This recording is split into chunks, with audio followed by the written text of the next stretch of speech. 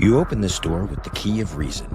Beyond it is another dimension, a dimension of truth, a dimension of freedom, a dimension of joy. You're moving into the land of both the ideal and the real, of the possible and the actual. You've just crossed over into the Capitalist Corner. Where reason meets reality, welcome to the Capitalist Corner. Welcome to the Capitalist Corner, everybody. As you can see, we've got the great Jim Valliant here today to carry me when I run out of things to say, which, granted is rare. I tend to like to hear myself speak. You have to keep in mind also that we are in no way affiliated with the American Capitalist Party, although I am the vice chair and our usual co-host is the chair. Now, please remember to like, share, and subscribe to this program. Share the program from YouTube to your favorite channels. Jim, we got a great audience. We're ready to rock and roll. How goes it in Valliant land? Really well. Really well. I've been listening to Supreme Court oral arguments on the tariff case all morning long. Yeah. And boy, I think Trump's in trouble. Well, I got to tell you what, this is what I think. I think that Jim Valliant is the absolute worst guest in the world when it comes to what he just did. Every time I'm ready to broach a subject, he starts talking about it ahead of time, as if he's reading my mind. So, Jim, I don't read your mind. I have no mystical powers, and I'm giving you I'm teeing it up for you. I'm actually giving you the appropriate introduction and segue. Oh my goodness, what codswallop that was, but it was good codswallop. All right. Good justification, good rationalization. We are rocking and rolling. Let's just get into it. So Trump, the tariffs are being challenged. He's claiming they're emergency powers. That's never been claimed before. The taxing power is given to Congress and the Constitution, not to Trump. That's all I'm going to say. You're the lawyer. Let's go. My God, to see shoes on other feet and to see people arguing using the other guy's usual argument is hilarious and sad. The Trump administration, the Solicitor General, goes into court and says, these major questions doctrine and this old delegation doctrine that limit executive authority, they really don't count in this case. When y'all said the recent case about major questions, it doesn't apply to this case because the president has independent foreign policy authority, and that should condition the way we understand the Emergency Powers Act of 1977. So here we've got Trump arguing for sweeping powers Congress can unilaterally delegate to the president in vague ways, and that the president can interpret in vague ways. And on the other side, it was hilarious. You had one justice asking the people who were complaining about it, so you want to go down in history as the guy who revived the delegation doctrine, a narrow scope of delegation? He said, absolutely. So you got the left arguing what they haven't argued in 70 or 80 years, and the right arguing what they typically do not argue either. It was really fascinating to see people actually changing their ideological positions. And that's what's disturbing with Trump. May I just back up here for a moment to observe that Trump is using he's arguing against a filibuster. We'll get to that. I understand. I'm reading. Oh my God, he did it again. Thunder. But here you've got Trump consistently arguing against long-standing American institutions in court, out of court, in the Senate, in the Supreme Court, and he is no friend of limited government powers. We get that through our head, and no friend of American traditional institutions that limit those government powers. He's arguing it today in the Supreme Court. He's arguing it in the Senate. And it is despicable in my view. I think that is the most disturbing aspect, because it'll have the worst long-term consequences if the Supreme Court goes along with Trump. Fortunately, it wasn't just the liberals. I thought Gorsuch just nailed the solicitor. The Solicitor General is the guy in the Justice Department who argues government side in the Supreme Court. So he's basically the government's Supreme Court lawyer. And so the Solicitor General was taking a beating today from all sides, including, I think, really just nailed him. So does the Emergency Powers Act of 1977 allow the president to unilaterally declare war? Would that be? Evidently it does. I mean, if you're looking at what's happening. Right. And so there was really no good answer from the government. Trump's position, the government's position on this is, well, maybe wouldn't go that far. Well, give us the limiting principle then. for what you're saying. And the government, the Solicitor General, had no limiting principle, and that, in the way the court normally thinks about things, which is full of corruption, but the way the court normally thinks about things, that's the kiss of death. So you're saying there is no limiting principle. Oof. And when Gorsuch landed hard on that, I'm not sure where Alito is on this, but Gorsuch and Barrett and Ketanji Jackson actually asked a really intelligent question today, along with Sotomayor. So the point is that there were some great questions, from starting with Justice Thomas, the senior justice, all the way down. So I think there is going to be maybe not a broad, president has no powers to ever regulate tariffs in emergency situations. But one, is this really that?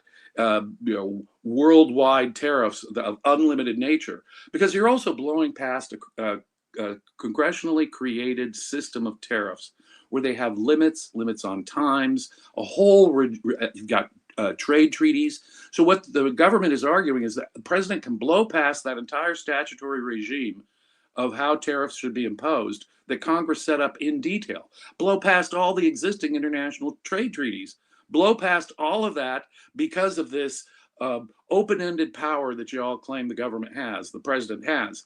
I do not think the Supreme Court's going to like that.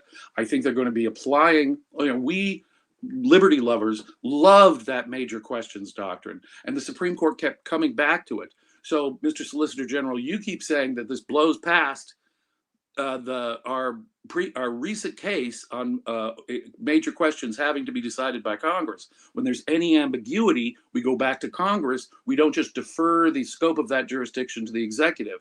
And the guy just blew right past it, saying, well, this is foreign policy. The president has his own powers. Well, then the follow-up question is, well, then can the president declare war? Jim, you said something at the beginning I found very interesting, is that the side switch. And that grosses me out. It grossed me out so bad. It does. Years ago when the baseball was going through the whole steroid thing, and Roger Clemens testified. Yeah, he testified before. Did you just swing a bat, a make-believe bat? Is that what you just did? Did you regard that as threatening? No, but Roger Clemens was a pitcher. You said, yeah, Roger Clemens. Roger Clemens was a pitcher. Including other people involved in it, too. Okay. So anyway, Roger Clemens testifies before Congress, and they separated into groups. The Republicans all defended him, and the Democrats all opposed him, and there was no ideological reason for this. It's pure tribalism. And I remember, I don't know if did you ever watch the McLaughlin Group? It used to be on Sundays. I used to love it. Uncontrollably lurched into the truth, Morton. Yeah. And McLaughlin says, "Why did that happen?" And it just shows they're just such tribalists. It has nothing to do with principle at all. That's the thing. Remember, let's go back in the Wayback Machine to only 15 years ago when the Democrats got rid of the filibuster on judicial nominations. You're going to pivot to this. Let's pivot to the filibuster, Jim. Somebody in the chat, you know what someone in the chat said? They said, Jim's the kind of guy that gets so excited about a movie, he can't help but tell you how it turns out.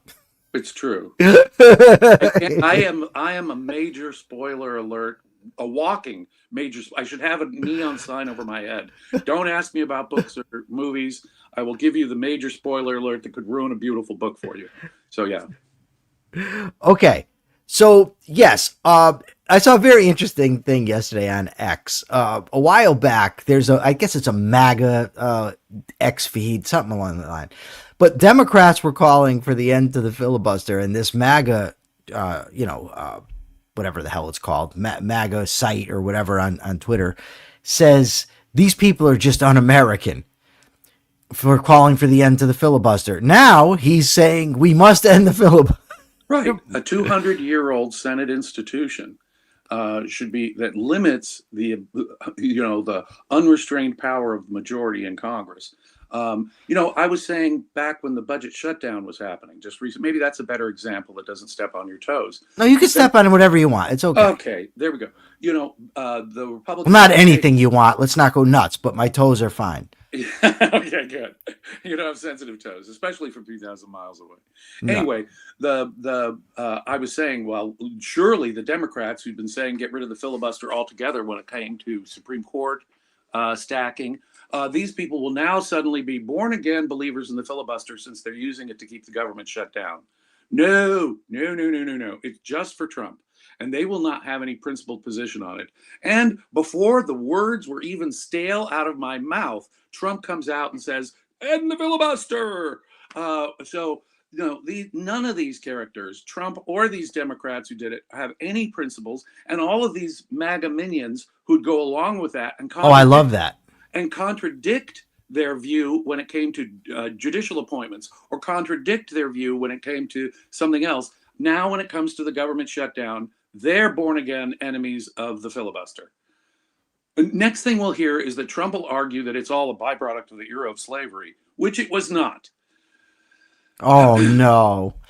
Jim, but he's out there calling for them to end it. He says it's the nuclear, it's the nuclear option. And I don't mean I don't mean nuclear weapons. I mean the other nuclear option. Like, people don't know what it means when he has to really, but he's calling for it. Caroline Leavitt is calling for it now. So it's let's disgusting. see. And let's see. A great question. There were some fabulous questions directed at just that.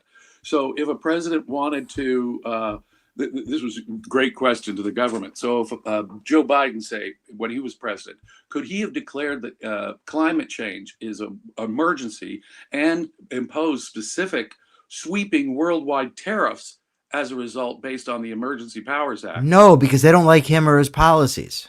Well, they said, the government, the Solicitor General, Trump's Solicitor General, said, well, this administration would say it's a hoax. Well, yeah, but if another president was in, then they had to back down and concede, okay, yep, a Democrat president in the future could say climate change is such a crisis, he could impose specific huge tariffs outside of the tariff regime Congress has set up. Wow. So Trump is nakedly saying that a future president could impose climate change restrictions using tariffs, sweeping across the board tariffs, mind you, through the 1977 Emergency Powers Act. Whoa. Jim, speaking of lack of principle, yes. I don't know if you got this because I sent it to you late. Everybody in the audience wants to do super chats. Folks, you could just send me money. That'd be fine. So I sent you this post from Laura Ingraham I sent it late, where Laura Ingraham says, in 2028, it's going to be socialism versus Trump-style populism to save capitalism. Trump-style populism cannot save capitalism. It's destroying capitalism. Capitalism and democracy are at odds.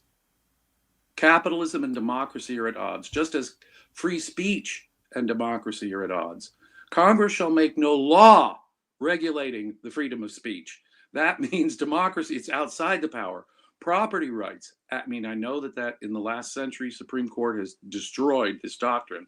But once upon a time, property rights were individual rights with the highest level of consideration by the Supreme Court. No longer. So given our sad constitutional history and the pathetic job the Supreme Court has done over the last 100 years when it comes to economic liberties, I guess they've got this basic argument. But the point is, it's still unlimited power.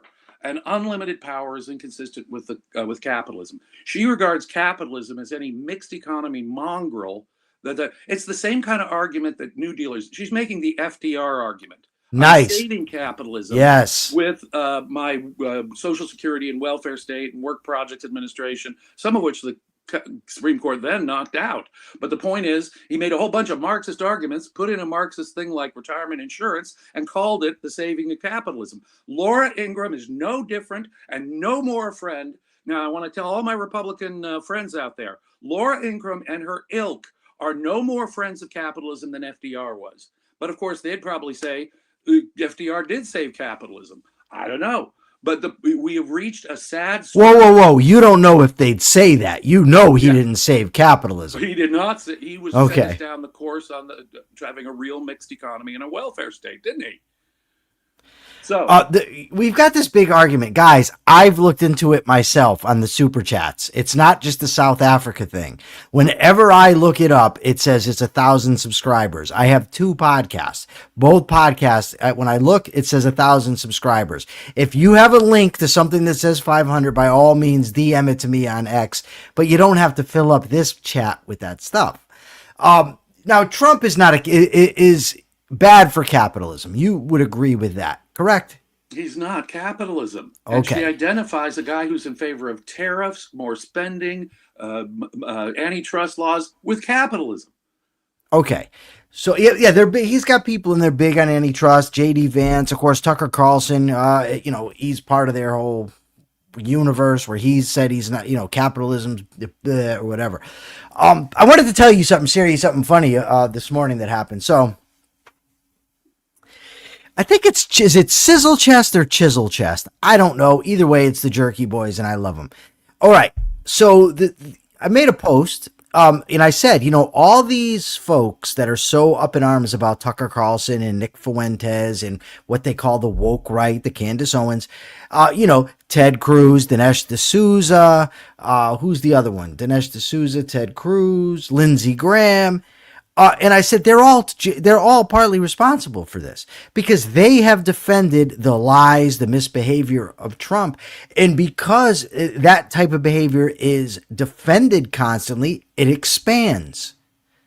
It doesn't just stay isolated to the person you want. So this morning, Richard Salzman comments on my post that you're suggesting guilt by association. Anybody who didn't learn in school knows that's a fallacy.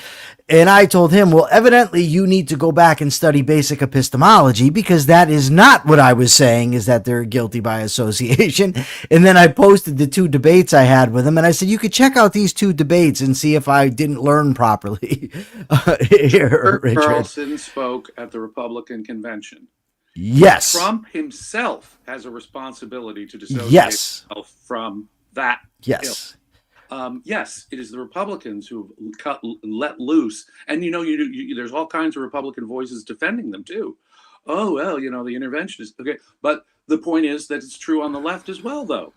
I mean, sure. And they've elected a Marxist. Okay, a democratic Marxist, whatever you want to call him. Democratic socialist, Jim. Not all socialism is Marxism. Let's not make that mistake. This guy says means of production. This guy goes for the real Marxist, hardcore. He does. There's a Marxist line there. There is. He may very well, I'm a democratic socialist because I don't want to do it softly through democracy. I don't want a revolution of the proletariat to, create a dictatorship of the proletariat. No. I can do this democratically, but we want to seize the means of production. We don't believe in property rights. We don't believe in billionaires. Okay, now that's hardcore Marxist logic.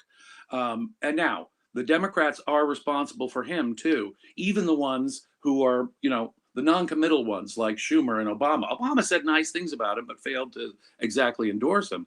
But if you're not a Senator Fetterman who denounced that, said that's not my Democratic Party, then what we need is the equivalent on the Republican side of Senator Fetterman to come out and thoroughly, in full voice, denounce Tucker Carlson.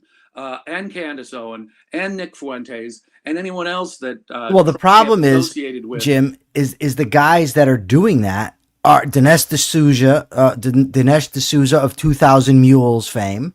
Yes. He pushed the stolen election nonsense. Oh, yes. You got Ted Cruz and Lindsey Graham who have been defending Trump. Who've been kissing his big ass for the last how many years? Yeah. And, I thought I liked Ted Cruz at the beginning. I really did. And when he went to the Republican National Convention and he at Trump's, the year Trump was nominated, and he didn't endorse him, I said, this guy's got some steel.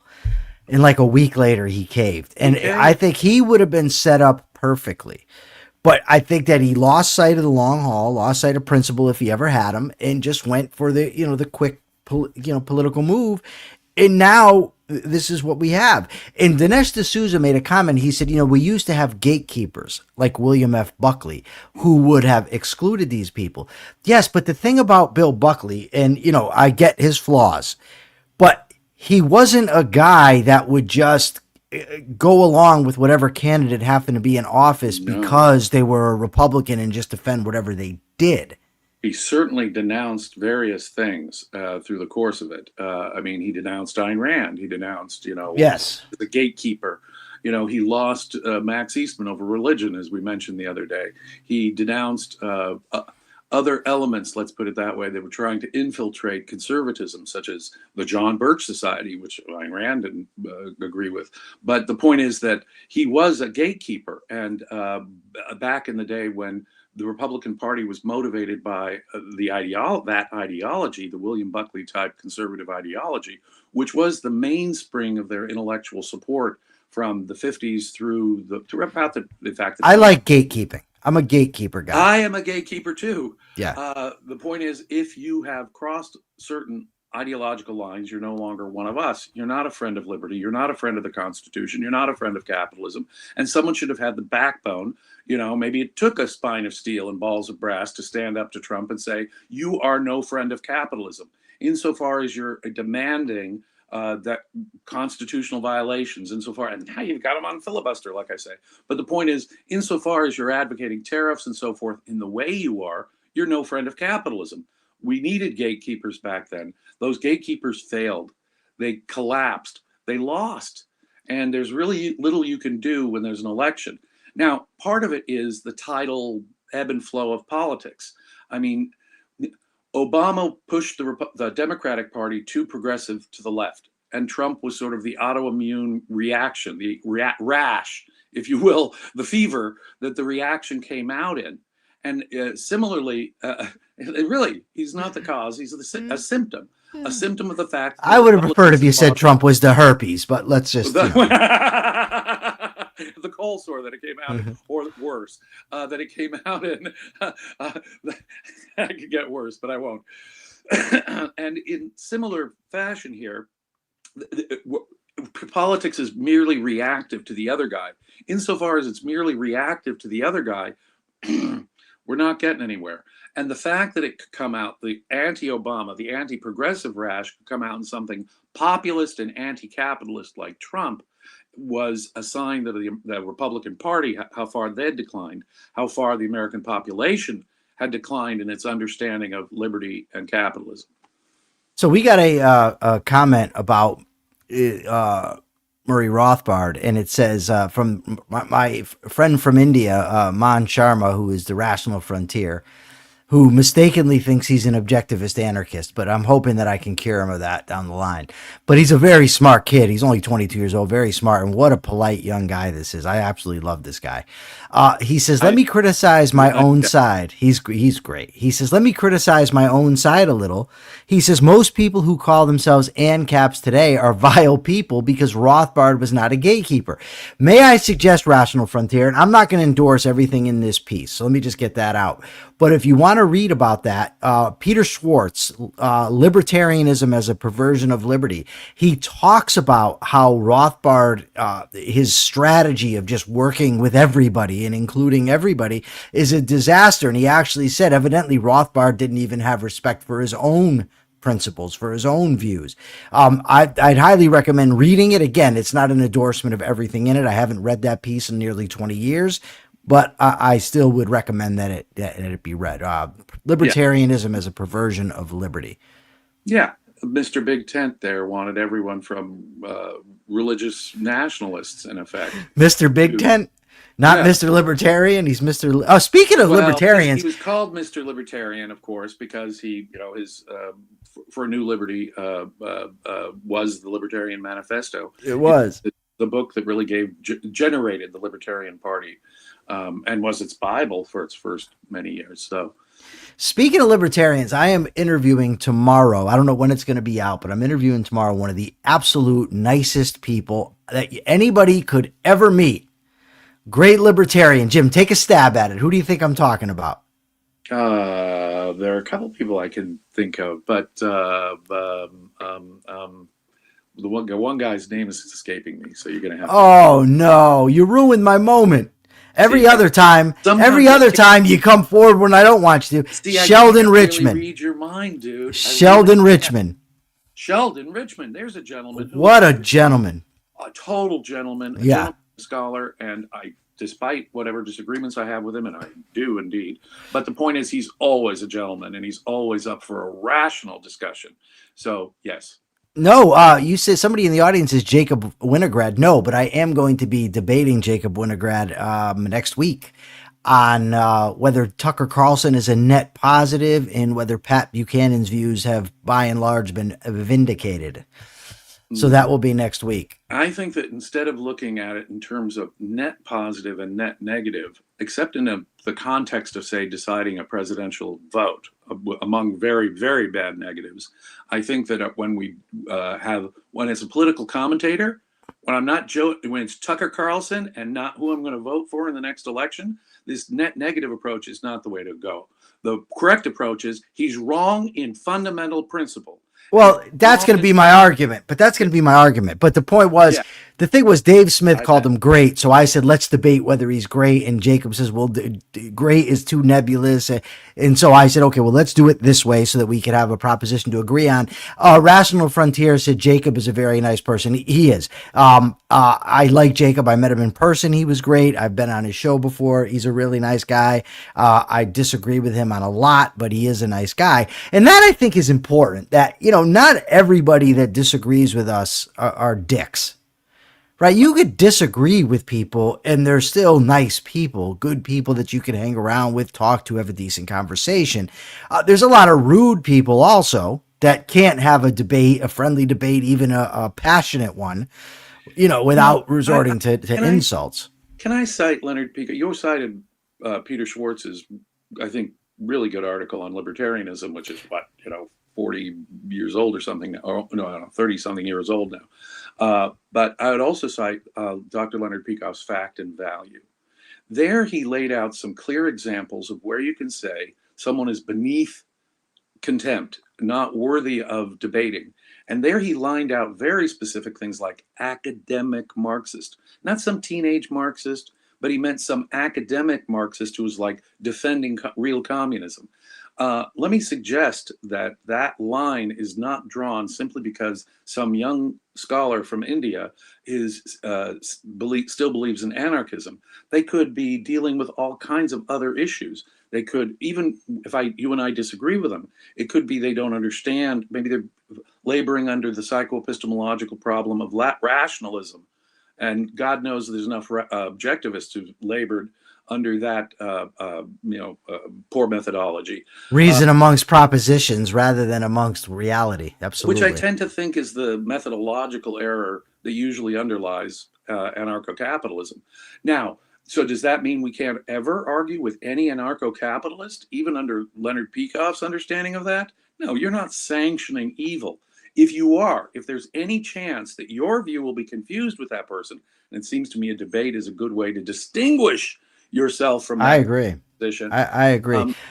Chuck on Money says Ayn Rand fan club, they are the nicest. You know what's Chuck on Money? I take it you're being sarcastic, but the irony here is I've bent over backwards to try to be nice to them. I really have. But on Facebook, for instance, I make a post, they disagree. Okay, we disagree.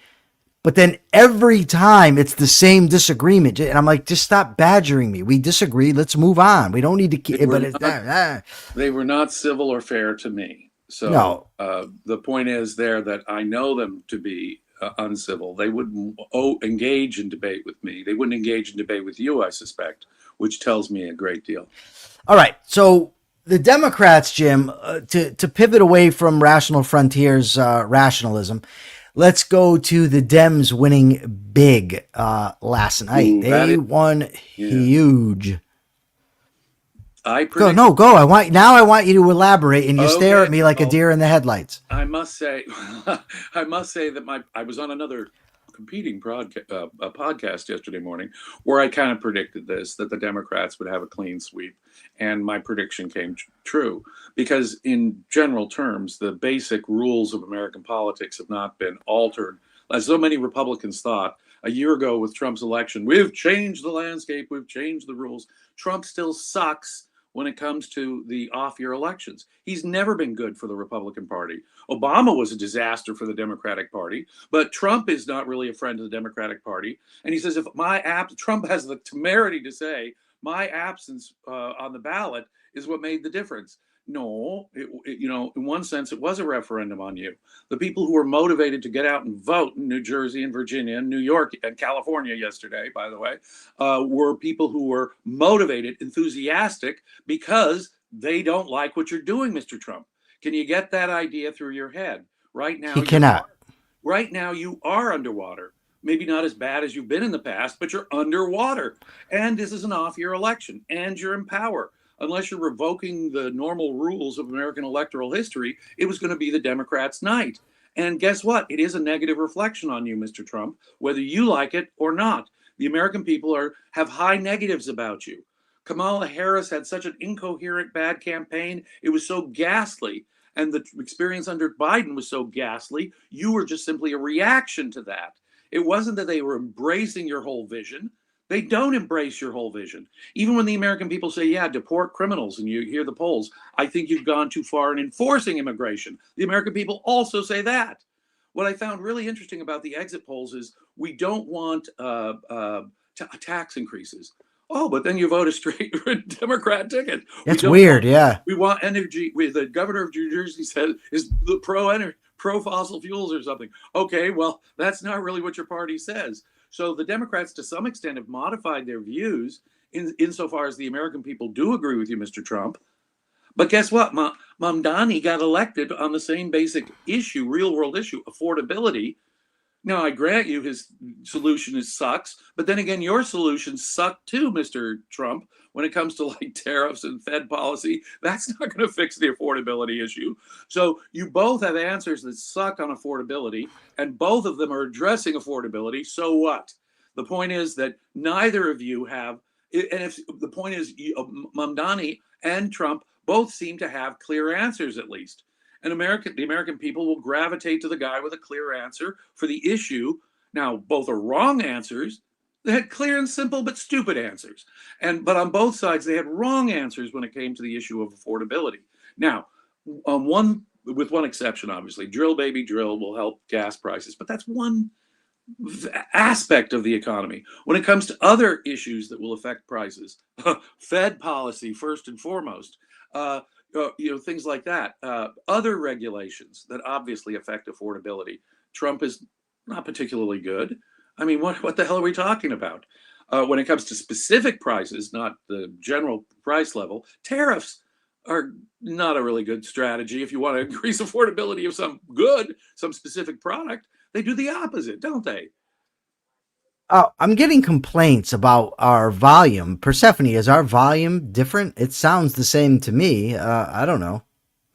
I got it set to the same level, and you sound good to me, Jim. My volume is always up to 11. You know, the old, Yeah, but I control some of your volume over here, and your volume's the same as mine. But, okay. I don't know. So maybe, I don't know. I don't know what to say about that. What else do I got here? Oh, what about this story about the guy in New Jersey, another state where the Dems won the governorship, but this has nothing to do with that. But so in New Jersey, this guy's wife, Gary, they say they can't hear you, Jim. I'm going to turn you up a little louder, I guess. We'll see. Yeah. Glance it. It won't even let me turn you up anymore. Oh, there you go. No, I've got you as high as I can get you. And my volume level has not changed in weeks. So I'll just have to speak up even louder, I guess. No, you don't. No. I know what it was. And now I'm echoing. It was echo cancellation, and I'm putting it back on. Yeah, I had to put it back on because otherwise I couldn't take it. So some people say they hear, some they don't. I don't know. Good Lord, Persephone says, but she's probably just talking about my looks. So this guy in New Jersey, his wife, I don't know if it was a mistake or what, but somehow she ends up getting admitted into a psychiatric hospital and then discharged because they said that she wasn't a danger, to herself or others. And then the cops took the guy's gun. because they say your wife's a mental health risk. You cannot have guns in your home, and it's the law is about this person specifically. It's not about a spouse. If the person, which I think I'm not a fan of anyway, of the government taking guns because some psychiatrist has decided the guy shouldn't have them. But even with that, they're not following the law, and they don't want to give the guy his gun back. What do you make of this, Jim? Is the Second Amendment dead in New Jersey?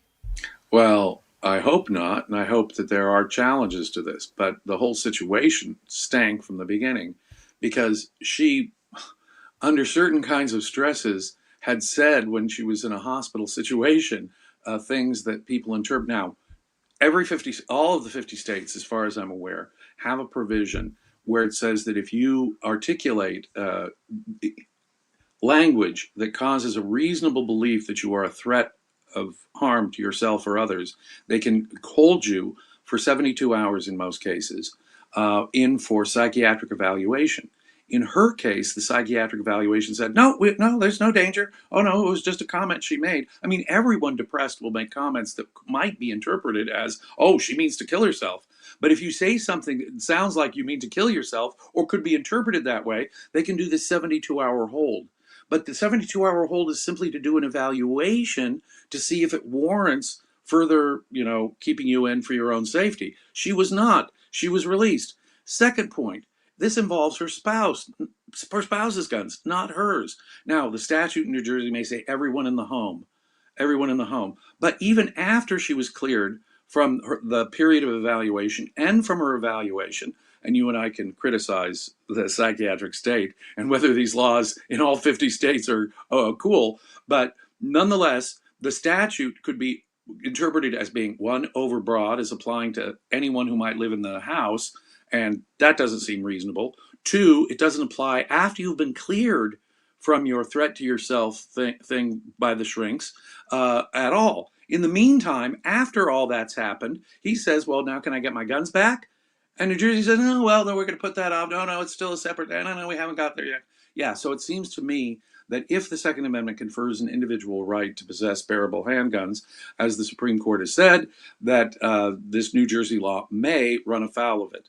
We have all these background check laws. That's our gun control laws on the state or federal levels that say, okay, we don't want these because nuts get guns and family members of nuts get guns. We've seen kids take guns from their dads and stuff and use them to shoot up schools.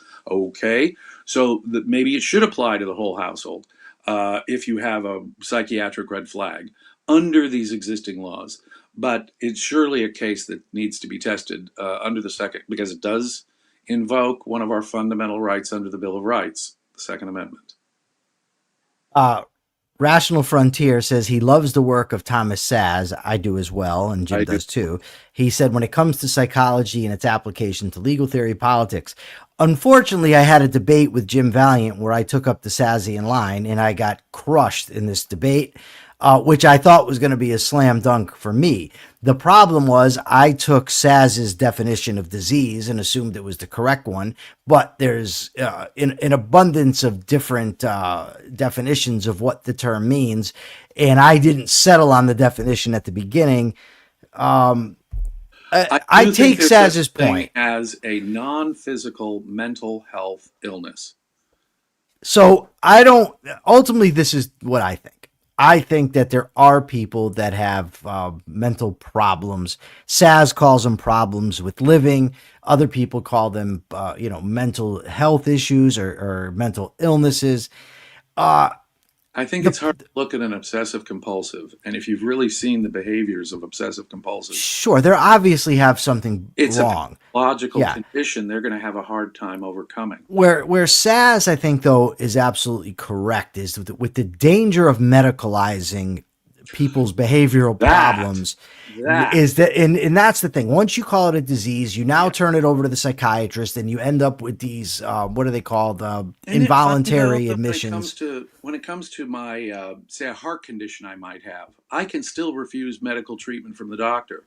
When we're talking about the psychiatric state, and where Zaz makes a great point, is all of a sudden So these people can't judge for themselves, and therefore they can't make Right. their own medical judgments. Therefore, we can, in effect, force medical treatment on you because you've got a mental disease. Now, that is scary as all hell. And I agree with Dr. Zaz on that point. We cannot let this. And Ayn Rand, by the way, was a fan in this respect of Dr. Zaz's work. Yeah, so it's interesting. So Rational Frontier says he'll watch the debate, and Akira Felix said I deleted it because you don't post yourself getting a beating. If I had just lost the debate, I would post it. It just wasn't a very good debate. It wasn't good. What did it last? 7 minutes? Yeah, it wasn't very long, and we ended up doing another show that was very good. Let's go to this topic. Yeah, I don't remember what it was, but we actually discussed something good. But if I really wanted to hide it, I mean, I wouldn't be here talking about it. You know, I don't mind. I don't mind if I lose a debate. Like some people look at it like, oh my God, if I lose a debate and it's maybe I learned something. Well, you know, now, whatever. Sometimes your view of when you've lost or won a debate can be, well, codswallop. But given your own judgment of winning or losing, you are you're very open to being challenged. I think that's a great virtue for someone who does engage. Yeah, I've won the other debates with Jim. That's his nice way of saying it and not wanting to come out and just confess that I've won the debates. It's my nice way of saying you're wrong about that. No. Well, I'll tell you what. We actually had a good debate where Jim just, during the debate, just admitted I was correct, but it was a great discussion. Do you remember when we debated Howard Roark? Oh, you were absolutely correct. That was a great discussion. Anybody wants to go back and check that out, I highly recommend it. And I walked in, though, with the agreement that, look, Howard Roark should never have designed Cortlandt Homes, of all things, for Peter Keating. So him giving all this help to Peter Keating is morally questionable. By the time it's all over and you see the disaster, oh, spoiler alert, Jim, the disaster of the Cortlandt Homes thing, you can say to yourself, Howard Roark really did something wrong. And I followed up even with that, and I asked Leonard Peikoff himself, and he said, you're absolutely right. Yeah, but that's Roark the thing. Not the philosopher John Galt was. But Jim, that's the thing, right? The initial thing started on Facebook. You and I were having a little exchange on Facebook, and then we did the episode. But the thing is, that's what you do. That's what learning is about. We're not infallible. So when we go in, when we learn, we say, okay, yeah, I was mistaken. And you move on. You don't hang your head in shame. There's nothing shameful about being wrong about something. I am so grateful when people point out my mistakes. Because then you can fix them. I've been mistaken so many times, and I hope that every time I recognize that, I say, thank you. You say thank you. I'm at a loss now. I don't know where the hell I wanted to go next. I got to look at the phone. That's the problem. You know what happened to me just now? I was looking down at Persephone, and she just looks so pretty. She is pretty, isn't she? She's very pretty, yeah. Now she's very... she's so sweet, so pretty. Yeah, she absolutely is. She is, and she really does a great thing for the show. And thank you,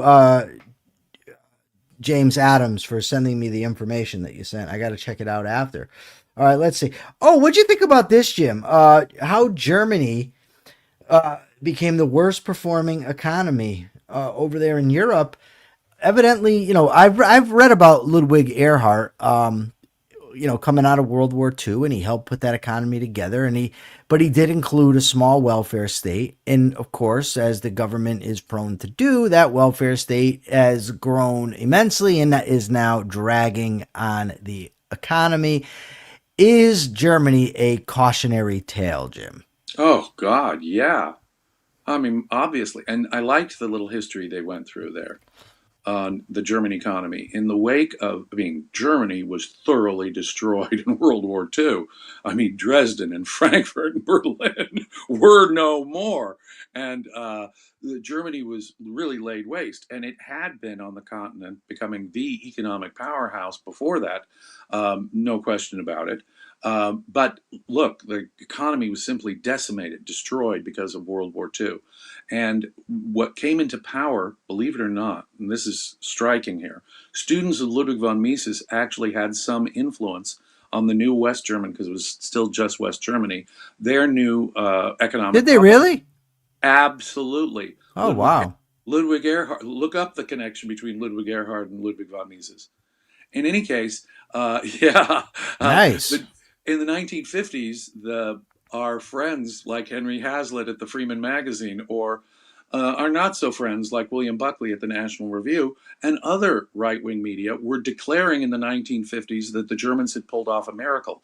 Unlike other European countries, which were having a really hard struggle crawling their way out of the wreckage of World War II, Great Britain comes to mind. Great Britain, rather than imposing a largely free market situation, it's true Germany had a bit of a welfare state, Britain engaged, that's democratic socialism. They nationalized whole industries and went in a real socialist direction. By the 1970s, Britain was an economic basket case and had to elect Margaret Thatcher, who provided an object lesson in the failure of socialism and how an economy can be turned around in the 1980s. With Germany, it went in the opposite direction. In the 1950s, they were going to a mostly, if not entirely, pro-capitalist situation, thanks to the work of people like Mises and Hayek. And they became the economic powerhouse of Europe that dominated in the 20th century. And now, of course, over the last 2 or 3 decades, we've seen dramatic increases in the welfare state. I guess we'd have to go back to even the 70s. But in recent decades, you've seen an accelerating increase in economic regulations and the welfare state. And it's really that's breaking the German economy, no longer as robust and responsive as their free market predecessors were. But all of these object lessons, it just is amazing to me because it doesn't seem that any of them add up. The failure of socialism under Great Britain, no, doesn't affect us. The German miracle after World War II in rebuilding their economy through largely free market means, that doesn't mean anything. The current failure of continental economies to get back on their feet. Okay, no, we're not going to learn from that. Much less learn from all of the more blood-soaked examples like the Soviet Union or Maoist China or Pol Pot's Cambodia or current North Korea.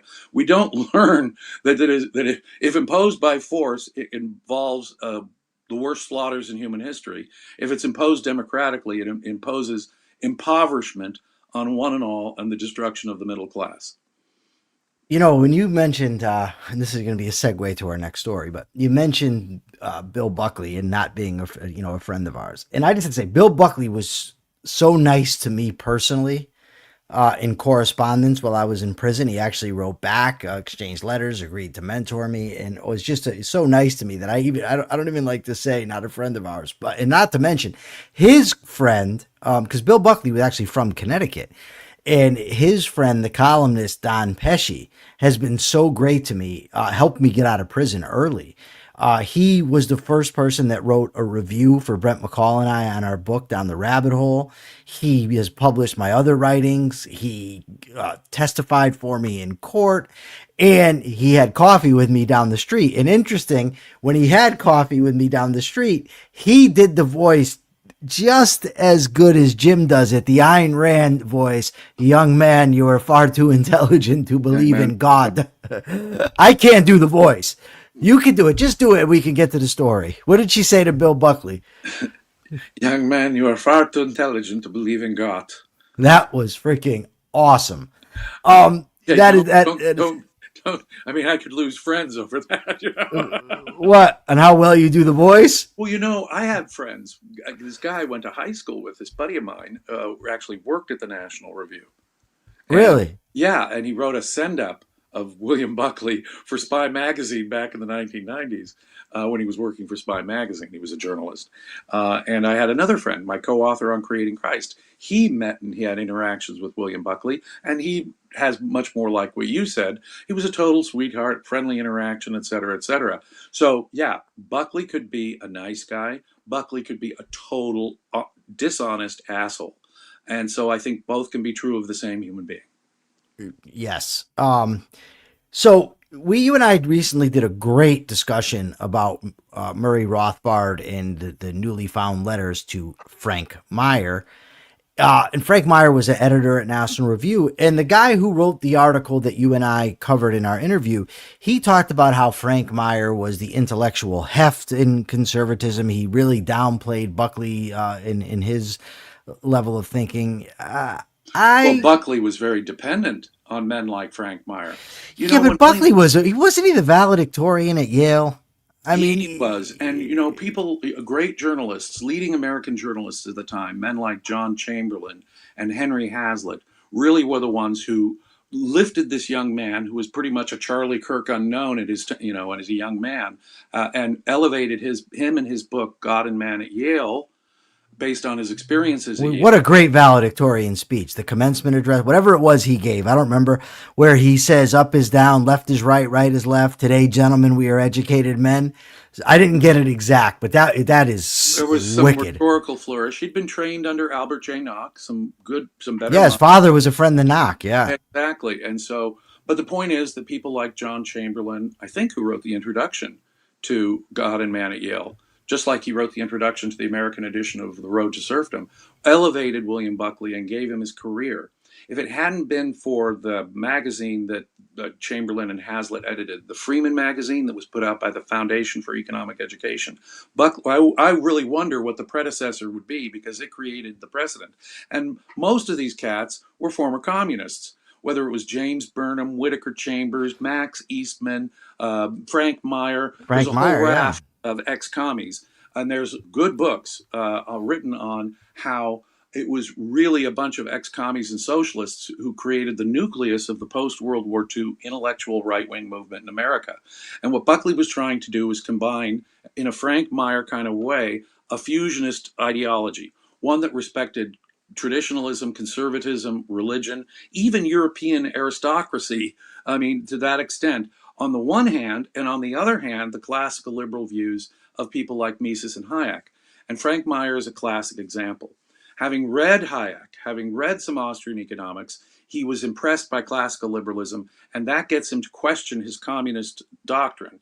On the other hand, when he embraces the right, he's not fully embracing it as a classical liberal. He's trying to infuse it with an element of Russell Kirk. I don't know, I'm name dropping things that most people probably don't even know who these people are. A Russell Kirk traditionalist form of conservatism. And that's why he's called a fusionist. So Frank Meyer had a tremendous impact on Buckley, and indeed left his stamp on what I would say the second half of the 20th century conservatism was all about. Reagan and Goldwater very much embraced both elements of Frank Meyer's fusionism. But that fusionism, right, isn't that like what we were talking about earlier, like about gatekeeping? Because there's this idea, and some objectivists have it, that we can team up, for instance, with MAGA, that there's no conflict there. But there clearly is. And I understand that when you're having elections, that everybody that's being elected is not going to share my view. Everybody that votes even the way I do, we're not all going to share the same view. But during intellectual discourse, to me, it's vital to make distinctions. Yes. To separate. That doesn't mean that I can't vote the same way, but I'm not going to team up and pretend that someone else's flaws don't exist. I don't even do that for myself.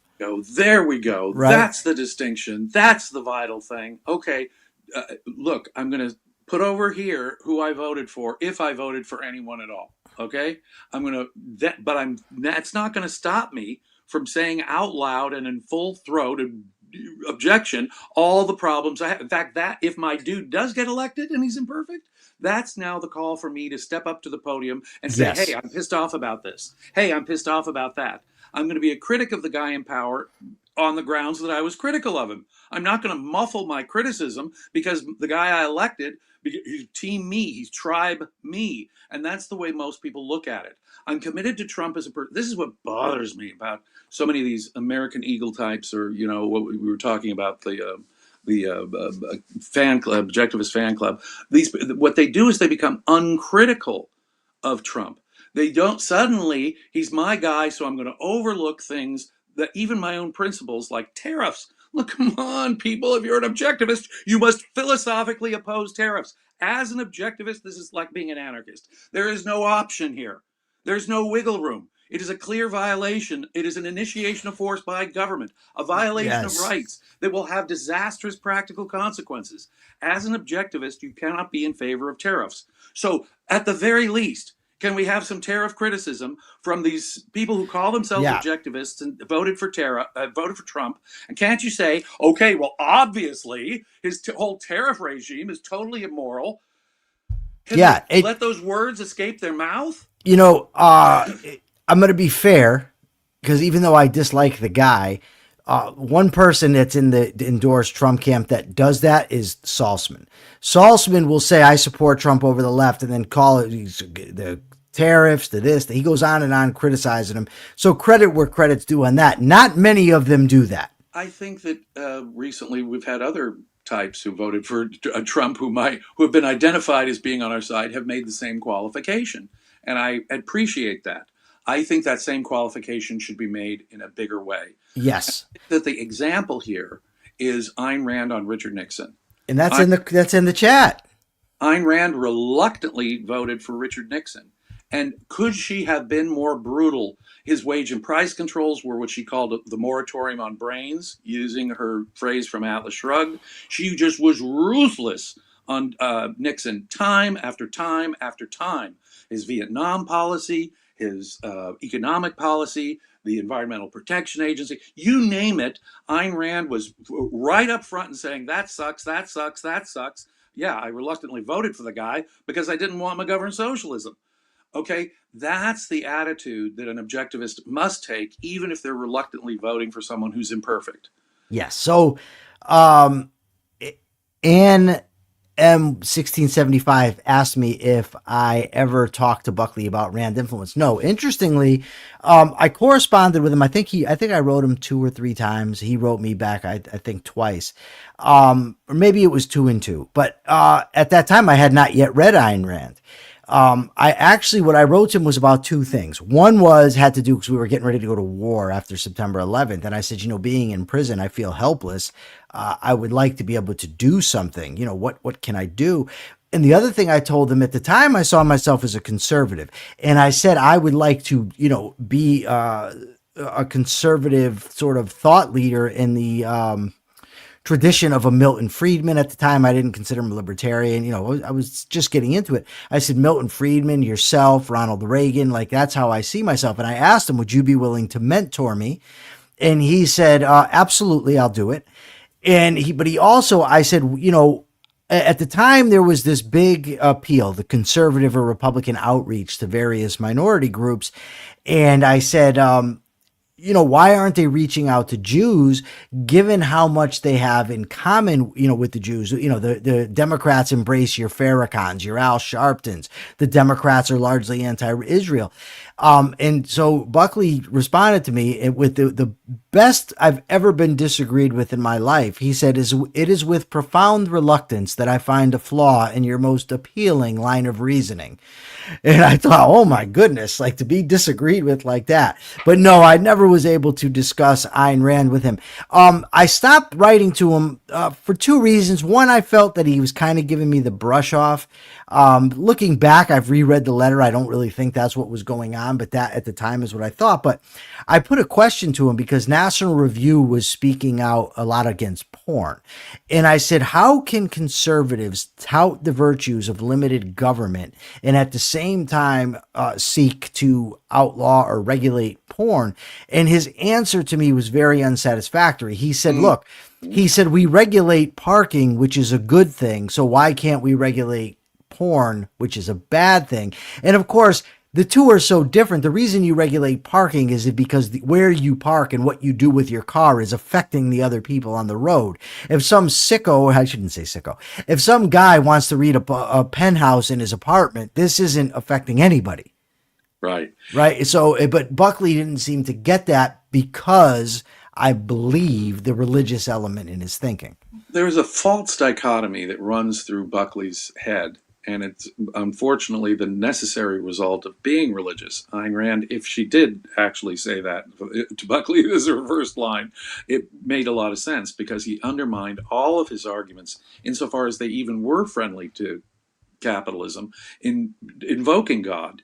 The function of God, what is the function of government? To protect liberty, to protect our physical safety, or is government's function to protect morality, the moral fiber of the country? Well, Buckley tried to have it both ways, and those 2 goals are utterly inconsistent. You cannot do both at the same time. To do one is to contradict the other. And Buckley could never, and this is the problem of fusionism. You're trying to fuse two contradictory things that cannot be integrated. You cannot integrate Christian religion or altruist morality with capitalism.